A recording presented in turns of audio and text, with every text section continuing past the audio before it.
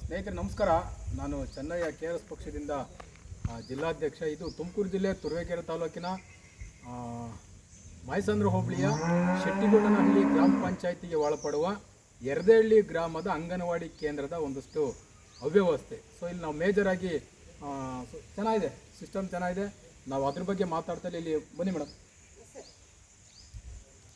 ನಿಮ್ಮ ಹೆಸರೇನು ಹೇಳಿ? ಜಯಲಕ್ಷ್ಮಿ ಸರ್. ಜಯಲಕ್ಷ್ಮಿ ಅಂತ. ಎಷ್ಟು ಜನ ಇದ್ದಾರೆ ಮಕ್ಕಳು? ಸರ್ ನಮ್ಗೆ 5 ಜನ ಬರ್ತಾರೆ. 5 ಜನ ಮಕ್ಕಳು. 5 ಜನ ಮಕ್ಕಳು ಇದ್ದಾರೆ.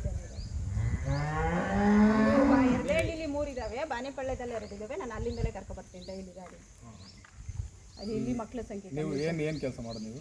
ನಾವು ವರ್ಕರ್ ಸರ್. ವರ್ಕರ್ ಅಂದರೆ ಟೀಚರಾ? ಹಾಂ ಸರ್, ಟೀಚರ್. ಅಂಗನವಾಡಿ ಕಾರ್ಯಕರ್ತರು.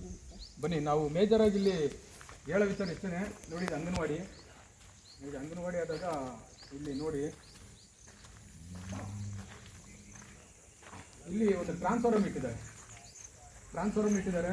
ಇಲ್ಲಿ ಮಕ್ಕಳು ಆಟ ಆಡೋಕ್ಕೆ ಬಂದರೆ ಒಂದು ವೇಳೆ ಏನಾದರೂ ಮಕ್ಕಳು ಅವ್ರು ಹೊರಗಡೆ ಇದ್ದಾಗಲೂ ಅಥವಾ ಹೊರಗಡೆ ಇದ್ದಾಗಲೂ ಏನೋ ಬಂದು ಮುಟ್ಟಿ ಅಥವಾ ಟಚ್ ಮಾಡಿ ಏನಾದರೂ ಅನಾಹುತ ಆದರೆ ಇದು ಕೈಗೆಟ್ಟು ಈ ಮಕ್ಕಳು ಇಷ್ಟಿರ್ತಾರೆ ಅಂದ್ಕೊಳ್ಳಿ, ಇಷ್ಟಿರ್ತಾರೆ ನಾರ್ಮಲ್ ಮಕ್ಕಳೇ ಈ ಥರ ಟಚ್ ಮಾಡಿಬಿಟ್ರೆ ಏನು ಕತೆ, ಏನಿದು ಅವ್ಯವಸ್ಥೆ. ನಾನು ಲಾಸ್ಟ್ ಟೈಮ್ ಬಂದಾಗ ಗಮನಕ್ಕೆ ಕೊಟ್ಟಿದ್ದೆ. ನಾನು KEB ಡಿಪಾರ್ಟ್ಮೆಂಟು ಏನು ಅಂದ್ಕೊಂಡು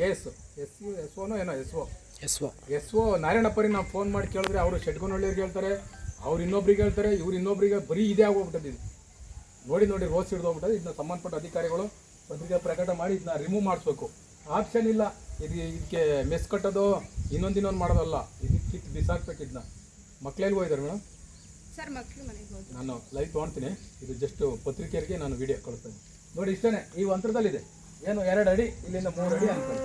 3 ಅಡಿ ಡಿಸ್ಟೆನ್ಸು ಕೈಗೆ ಎತ್ಕೊಂಡು ಜಾಗ ಇಷ್ಟಿದೆ. ಇನ್ನು ಸಂಬಂಧಪಟ್ಟವ್ರಿಗೆ ಕಳಿಸ್ತಾ ಇದ್ದೀನಿ. ನಮಸ್ಕಾರ. ಎಂಡ್ ಮಾಡಿ.